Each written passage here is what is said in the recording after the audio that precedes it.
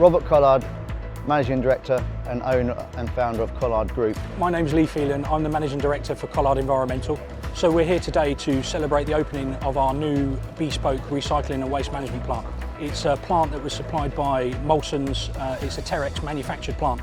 The deliverability from Molson's has been excellent, and I truly believe we've brought a first-class product, a world-class product.